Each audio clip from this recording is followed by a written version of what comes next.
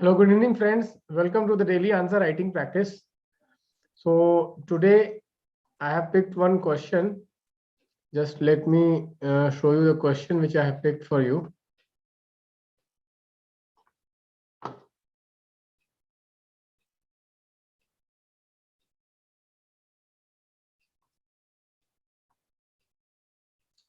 So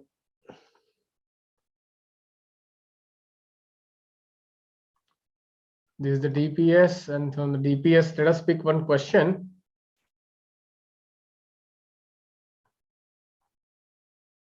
Okay.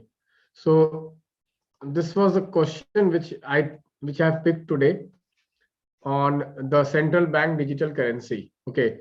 Examine the economic implications of central bank digital currency. See, in this budget, the finance minister has basically proposed that India will go for central bank digital currency in a phased manner. In this context, there is a debate that what will be the implication of these digital currencies.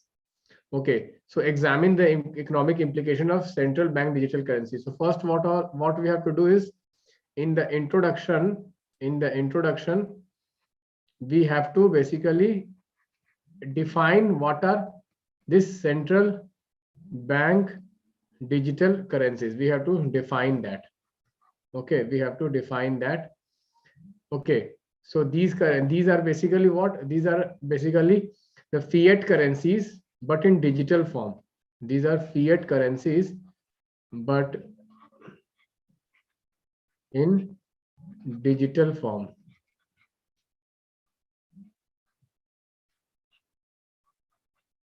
Okay, so they are different from the basically cryptocurrencies. They are different from cryptocurrencies. So briefly, what you will do after defining what are these central bank digital currencies, you differentiate the difference between crypto versus this centrally bank digital currency. You give some differences, 2-3 differences you mention. Then what you do, you start basically implication, talking about the economic implications of digital currency. So implication, you can write the implications. So obviously, since the word is examine, so you have to write for, okay, or positive implications. Positive implication, you have to write positive implication. So positive implication first will be what? It will lead to financial inclusion. It will lead to financial inclusion. Second point, it will reduce the dependence on cash. It will reduce the dependence on cash. Okay. Third, what it will do is that it will basically reduce the amount of paper which is used for basically printing cash. So it is more environmentally friendly in that sense, particularly in the context of the use of paper. But we all know that even digital currencies also require some what to say, energy. It is also there because there is a digital transaction going on, and these digital transactions consume energy. So that is another point, but here we can say that it is like paper demand will be less. Okay, then what it will happen is that overall this will basically, it will lead to less transaction cost for any kind of transfer, less transaction cost. Okay, so less transaction cost. So these are some of the basically the benefits of centralized bank digital currency. But there are some concerns. Then you can write some concerns. Next heading you will give, you write some concerns. The major concern is, suppose this money or digital currency, this will be basically coming from what? Central bank. It will be coming from central bank. So there is a concern that what will happen? First thing, what will happen, that it might motivate people to go for this more deposits into this digital currency, and these private banks can suffer. That is the first point. Okay, second is that during any banking crisis, so ease of withdrawal, there will be ease of withdrawal. So there might be there might be some panic withdrawals from the bank account. So it might have some adverse impact for the banking sector. Okay, further, since people will be using less bank compared to what they are doing now, so what will happen, that banks will be giving more money with them, So the monetary transmission might be also challenging. Monetary transmission might also be challenging. So these are some of the positives. These are some of the concerns. Then in the end, you write conclusion. You write in the conclusion 2 lines that not just in India, but throughout the world, countries and central banks are adopting this centralized uh, central bank digital currency, and it is like it has various positive implications. However, we must be cautious about the negative implications also. And if sufficient measures are taken, this is a good initiative to take. This is a good initiative to take. Okay.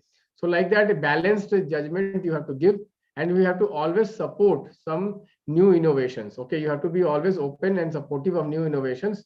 Okay. But you have to say that we have to take sufficient cautious measures. Okay, sufficient cautious measures. So initially what to do, how do you write? First you define what is central bank digital currency, how it is different from cryptocurrency. Okay, and you can here you can make 2 3 lines also. You can talk about that because the cryptocurrencies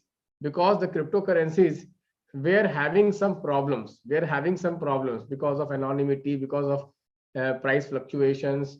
There were some concerns, and therefore we went for this central bank digital currency. Okay, you can write like this will be a good introduction. Then you write implication, one heading you give implication. Then your first implication, positive implication, is that financial inclusion. Second is that it will reduce cash. Third is that it will reduce dependence on paper. Fourth, it has less transaction cost. Then you write some concerns. I told you, always concerns for private banks, concerns for ease of withdrawal, concerns for monetary transmission, and in the end you write one conclusion.